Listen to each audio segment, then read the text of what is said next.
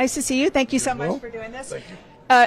You've got a little spicy between you and your former governor. There was a lot of back and forth. Was that something that surprised you? It surprised some of us. Well, I was surprised by the vitriol, but the good news is this is like a football game. You put your uniform on, you go on the field, and you play to win. And bottom line is for her to talk about any kind of spending when she offered a tax increase that would be $200 million in a small state like South Carolina. That would be devastating, increasing the gas tax by 10 cents. So having a chance to have a contrast about where we are on the issues of spending or where we are in China, frankly. She called China, as our UN ambassador, a great friend, or on the issue of abortion. I believe that having a national limit of 15 weeks, where 3 out of 4 Americans are, that is a place where we should be.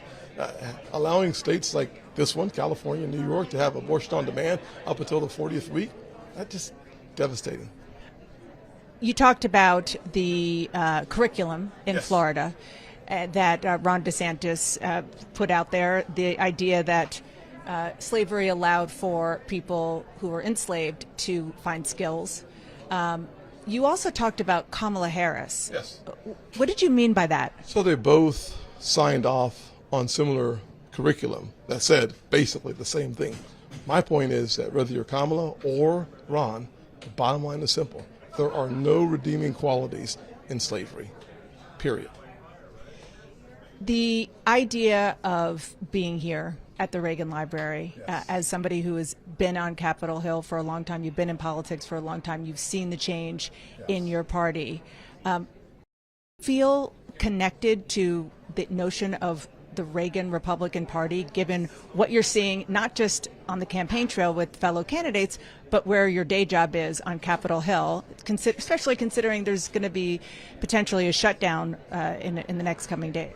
Of course I do, but listen, Ronald Reagan helped us understand that all things are possible, that the city on the Hill still exists. Today, we need another optimistic, positive leader who believes in the future of this nation. I know that America can do for anyone what she's done for me. I'm the kid that grew up in a single-parent household, mired in poverty, 4 different elementary schools by the 4th grade. It's this country. Thank God Almighty for America. You your persona is you're the nice guy on the campaign trail, and you came in here tonight clearly wanting to show a different dimension to your candidacy and to your character as a fighter. Is that fair? Well, I think people call me a happy warrior because I'm a happy warrior. But if you're happy and you're a warrior, sometimes there are issues that you must defend. I should be a voice for the voiceless. I will defend those who cannot defend themselves. It's an old notion from the Old Testament that says that someone should stand up for those who can't stand for themselves. Sign me up. Someone did it for me. I want to do it for the rest of the folks. And I can't let you go without asking about the goatee. Is that going to be your new campaign look? You know, what grade do you give it? That's not my job. Well, I don't know. I've just known you for a long time. I haven't seen the goatee. Well, I think the gray and the gray is such a good contrast to my pecan tan skin. So you're going for the gray beard. I got it. I guess I should have said mocha. Anyways, bottom line is I have no good answer for that one. Yes. Senator, thank you so much for stopping. Appreciate it. I know it's been a very long day. Take care. God bless. Thank you.